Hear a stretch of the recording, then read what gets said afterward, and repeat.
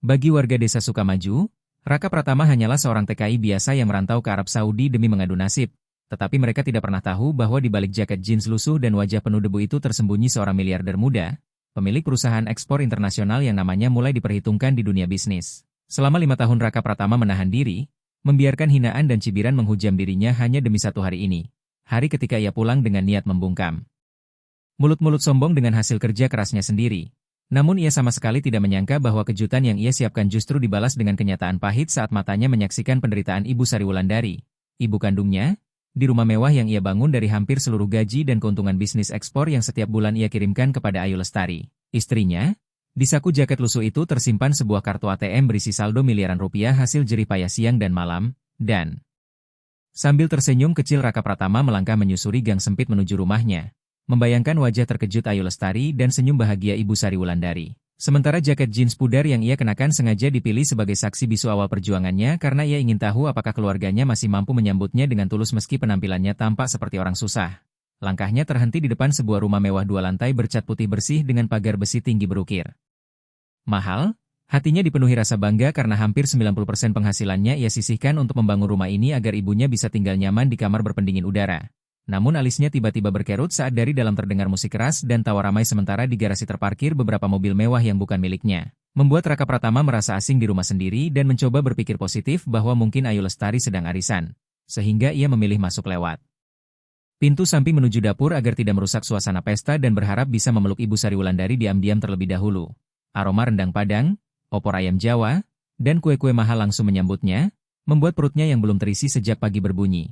Namun rasa lapar itu lenyap seketika ketika matanya tertuju pada sudut dapur dekat tempat sampah dan kotak pasir kucing, di mana Ibu Sari Wulandari duduk kurus kering dengan rambut putih acak-acakan dan daster robek kusam, tangannya gemetar memegang piring plastik pecah berisi tulang-tulang ayam sisa gigitan orang lain.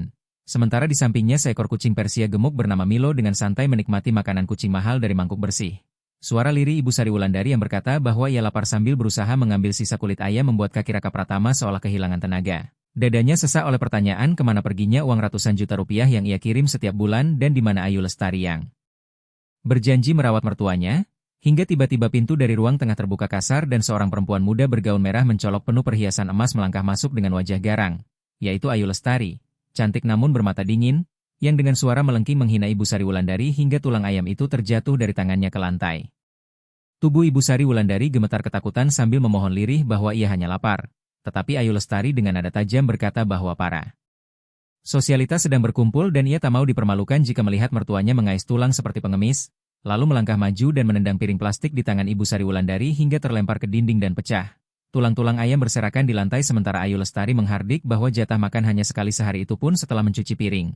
Menunjuk Milo kucing kesayangannya yang disebut lebih berharga dan mahal, menghina Ibu Sari Wulandari sebagai orang tua bau tanah yang menyusahkan hidupnya.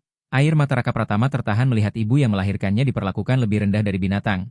Dan dari lantai Ibu Sari Wulandari memohon dengan perut perih agar tidak dimarahi dan berjanji masuk ke gudang. Namun Ayu Lestari berteriak menyuruh masuk sekarang sambil mengangkat tangan hendak memukul. Hingga kesabaran Raka Pratama habis dan teriakannya mengguncang dapur membuat Ayu Lestari terlonjak. Tangannya terhenti di udara, menoleh pucat ke pintu. Samping melihat Raka Pratama berdiri dengan wajah merah padam, air mata bercucuran, dan tangan mengepal. Napasnya berat dan tatapannya tajam membuat suasana mendadak hening sebelum Ayu Lestari gugup bertanya kapan ia pulang tanpa kabar. Raka Pratama tak menjawab dan melangkah mendekat dengan aura kemarahan yang memaksa Ayu Lestari mundur. Namun setelah menilai penampilannya yang kusut, berdebu, berjaket lusuh dan tas ransel kusam tanpa tanda kemewahan, rasa takut berubah menjadi ejekan sinis. Yang menghina kepulangannya seperti gembel dari tempat sampah. Raka Pratama menelan ludah pahit, menahan diri untuk tidak membuka saldo triliunan rupiah dan memilih bersandiwara dengan suara gemetar mengaku di PHK, pabrik bangkrut, ditipu hingga pulang tanpa apa-apa, yang justru memicu kemarahan Ayu Lestari karena merasa 5 tahun ditinggalkan berakhir sia-sia. Menepis tangan Raka Pratama dengan jijik dan menyuruhnya mati saja di perantauan, kata-kata yang menegaskan bahwa cintanya hanya pada uang dan ketika uang dianggap habis cinta berubah jadi sampah. Raka Pratama lalu menatap Ibu Sari Wulandari yang gemetar di lantai dan hanya tahu anaknya telah pulang. Merangkak memeluk kaki Raka Pratama sambil berkata rindu dan lapar karena tak pernah diberi makan, membuat Raka Pratama berlutut memeluk tubuh ringkih itu. Merasakan tulang menonjol dan bau apek sebagai bukti penelantaran, memohon maaf karena terlambat pulang sebelum Ayu Lestari memotong dengan dingin bahwa lantai dapur tak boleh dikotori dan karena Raka Pratama pulang menganggur tanpa uang ia tak boleh tidur di kamar utama yang hanya untuk orang sukses. Sehingga ketika Raka Pratama bertanya di mana ia dan ibunya tidur, Ayu Lestari menunjuk gudang belakang dekat kandang ayam dengan tikar bekas sambil menghina mereka sebagai benalu. Membuat Raka Pratama menggera menahan amarah dan akhirnya berkata tenang bahwa ia akan tidur di gudang. Lalu Raka Pratama menatap Ayu Lestari dalam-dalam dan berkata dengan suara rendah namun tegas agar ia mengingat kata-katanya bahwa air mata Ibu Sari Wulandari yang jatuh hari ini suatu saat akan berubah menjadi lautan penyesalan, tetapi Ayu Lestari justru tertawa menghina, menyebutnya omong kosong orang miskin, meludah ke lantai tepat di dekat sepatu Raka Pratama, lalu berbalik pergi sambil mengibaskan rambut wangi dengan angkuh. Dengan hati hancur Raka Pratama memapah Ibu Sari Wulandari berdiri dan menuntunnya ke gudang belakang yang gelap, pengap, hanya beralaskan tikar pandan. Robek penuh sarang laba-laba, dan malam itu Raka Pratama tidak bisa tidur. Memeluk ibunya yang tertidur kelelahan sementara dari rumah terdengar tawa pesta Ayu Lestari dan teman-temannya yang bersenang-senang di atas penderitaannya. Hingga ia menatap langit-langit gudang yang bocor sambil mengelus tangan keriput ibunya dan berbisik agar ibunya tidur nyenyak karena ini adalah malam terakhir di tikar kotor. Besok ia akan menunjukkan siapa dirinya sebenarnya dan membuat mereka yang tertawa menyesal. Namun pagi datang dengan kasar ketika pintu gudang digedor keras dan teriakan Ayu Lestari menyebutnya pemalas menggema. Membuat Raka Pratama terbangun kaget, menyelimuti Ibu Sari Wulandari dengan jaket lusuhnya lalu keluar agar teriakan itu tak membangunkannya. Dan di luar Ayu Lestari berdiri berkacak pinggang dengan wajah masam, melempar lap kotor dan ember sambil memerintahkannya mencuci mobil Mitsubishi Pajero Sport putih kesayangannya hingga bersih lalu mencabut rumput di taman sebagai syarat tinggal di rumah itu. Raka Pratama menatap mobil yang sebenarnya dibeli lunas dari uangnya sendiri dan hanya tersenyum miris sebelum menjawab tenang bahwa ia akan mengerjakannya. Menahan ego demi melihat sejauh mana kejahatan istrinya. Lalu mulai mencuci mobil dengan tangan kasar basah sabun sambil dari balik jendela melihat Ayu Lestari berdandan mencolok seolah menunggu tamu. Dan benar saja sekitar pukul 10 pagi sebuah sedan hitam mengilap masuk ke halaman.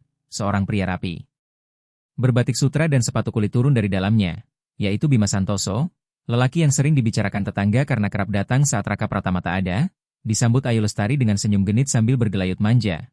Pemandangan yang membuat darah Raka Pratama mendidih ketika Bima Santoso menatapnya merendahkan dan bertanya sinis apakah ia tukang kebun baru. Disambut tawa ejekan Ayu Lestari yang menyebut Raka Pratama suaminya yang pulang dari Arab sebagai gembel tak punya uang. Hingga Bima Santoso mendekat, menepuk pipi Raka Pratama menghina, mengejek nasibnya yang pulang hanya menjadi pencuci mobil istri sendiri. Lalu menjatuhkan beberapa lembar uang 50 ribuan ke tanah becek sebagai sedekah dan menyuruhnya mengelap sepatu. Sementara Raka Pratama menatap uang itu tanpa marah, tersenyum tipis. Mengambilnya perlahan bukan karena butuh melainkan untuk mengingat wajah sombong itu. Lalu berterima kasih dengan datar dan bertanya pekerjaan Bima Santoso, yang dengan dada membusu menjawab bahwa ia adalah manajer operasional di PT Nusantara Emas Sejahtera dan sebentar lagi akan naik jabatan karena investor besarnya adalah teman dekatnya sendiri. Mendengar nama PT Nusantara Emas Sejahtera, Raka Pratama hampir tertawa terbahak karena matanya berbinar penuh ironi. Sebab tentu saja ia tahu perusahaan itu adalah miliknya sendiri dan dialah investor besar yang dibanggakan Bima Santoso. Sehingga ia sadar bahwa tikus yang merusak rumah tangganya ternyata bekerja di lumbung padinya sendiri. Lalu dengan nada penuh makna Raka Pratama berkata kagum palsu kepada Bima Santoso agar tidak kaget jika suatu hari bertemu pemilik aslinya. Namun Ayu Lestari langsung membentak kasar sambil mendorong bahu Raka Pratama hingga terhuyung dan meluapkan rasa muaknya karena malu punya suami gagal. Memuji jabatan Bima Santoso sebagai masa depannya. Lalu dengan napas panjang mengucapkan kalimat yang sudah ditunggu Raka Pratama sejak lama bahwa mulai detik itu ia menuntut cerai. Akan menikah dengan Bima Santoso minggu depan. Memerintahkan Raka Pratama membawa pergi Ibu Sari Wulandari dari rumah itu sekarang juga dalam waktu 1 jam sambil menunjuk gerbang dan mengusir mereka kecuali ingin mengemis. Membuat Bima Santoso tertawa puas tanpa sadar bahwa singa yang tertidur telah bangun sepenuhnya. Raka Pratama tidak memohon dan tidak menangis. Hanya menatap Ayu Lestari dan Bima Santoso bergantian dengan tatapan dingin mematikan sebelum berkata tenang bahwa ia akan pergi. Namun meminta mereka mengingat jam, menit, dan detik itu karena suatu hari mereka akan berharap waktu bisa diputar kembali. Lalu ia berbalik menuju gudang dengan langkah tegap bukan langkah pecundang karena ia siap membuka topeng dan menunjukkan jati dirinya. Dan di dalam gudang pengap ia melihat Ibu Sari Wulandari duduk termenung memegang perut lapar dengan wajah bingung dan takut. Sehingga Raka Pratama berlutut memanggil ibu dan mengajaknya pergi ke masjid bersama. Namun Ibu Sari Wulandari justru menyalahkan diri sendiri dan meminta agar ia saja yang pergi demi kebahagiaan anaknya, membuat hati Raka Pratama serasa diremas hingga ia menggeleng kuat. Mengemasi satu-satunya harta ibunya berupa beberapa baju lusuh ke dalam kantong plastik hitam sambil menegaskan bahwa ibunya tidak salah dan rumah itu bukan tempat pantas karena berisi iblis bukan manusia. Lalu memapah Ibu Sari Wulandari keluar gudang menuju halaman dengan hanya membawa tas ransel kusam dan kantong plastik, di mana di teras Ayu Lestari dan Bima Santoso sudah menunggu santai di kursi rotan dengan map coklat di meja. Wajah Ayu Lestari puas melihat mereka seperti pengemis terusir sambil memerintahkan Raka Pratama menandatangani surat cerai yang berisi pelepasan seluruh hak atas rumah, mobil, dan isinya tanpa harta bersama sepeser pun. Disertai ejekan Dimas Santoso yang menyuruhnya menandatangani karena tak pantas tinggal di rumah mewah. Namun Raka Pratama hanya melirik surat itu sekilas sebelum mengambil pulpen. Dan menandatanganinya mantap lalu melemparkan kembali map tersebut sambil berkata dingin kepada Ayu Lestari agar mengambil semua harta itu dan memakannya sampai kenyang. Karena berlian yang telah dibuang ke lumpur tak akan pernah bisa dipungut kembali. Raka Pratama menggenggam tangan Ibu Sari Wulandari yang gemetar lalu menuntunnya keluar gerbang. Dan langit seolah ikut menangis ketika awan hitam berkumpul lalu gerimis turun perlahan. Sementara para warga kampung mengintip dari balik jendela. Sambil berbisik iba tentang nasib mereka yang baru pulang merantau namun diusir istri sendiri. Meski tak satu pun berani menolong karena takut pada kekayaan Ayu Lestari. Hingga Raka Pratama dan Ibu Sari Wulandari berjalan pelan menyusuri jalan desa yang mulai basah sementara dari belakang Ayu Lestari dan Dimas Santoso tertawa terbahak. Mengejek agar hati-hati di jalan dan jangan sampai tersambar petir.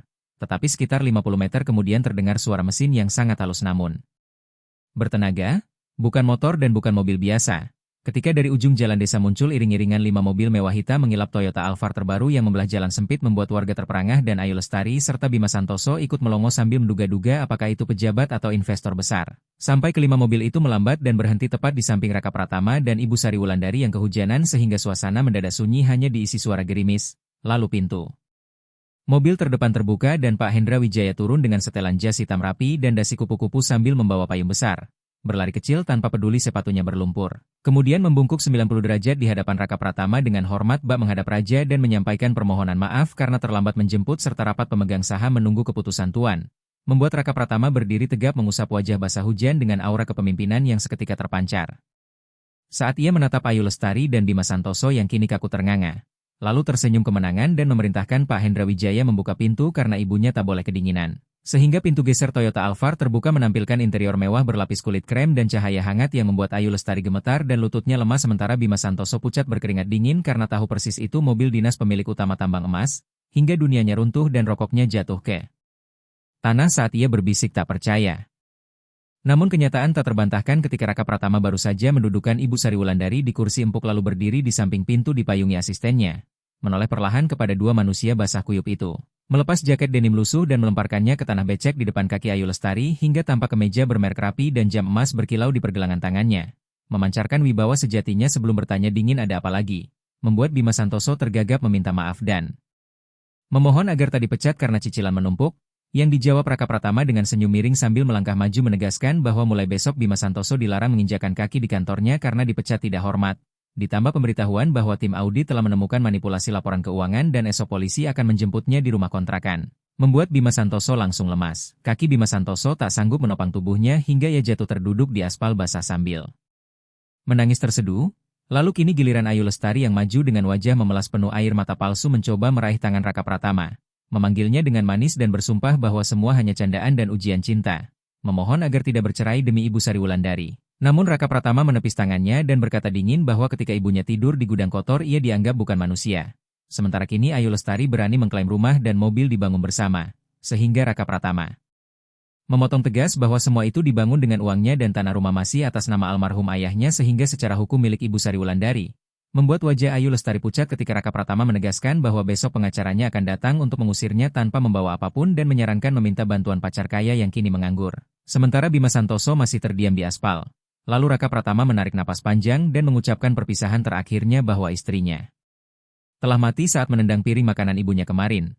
Kemudian tanpa menoleh ia masuk ke Toyota Alphard dan pintu tertutup rapat memisahkan dunia kemewahan di dalam dengan dunia penyesalan di luar. Di mana di dalam mobil yang sejuk Raka Pratama menggenggam dan mencium tangan keriput Ibu Sari Wulandari sambil menenangkan bahwa Ayu Lestari tak akan bisa menyakitinya lagi karena bukan siapa-siapa. Bahwa mobil dan seluruh hartanya kini milik ibunya.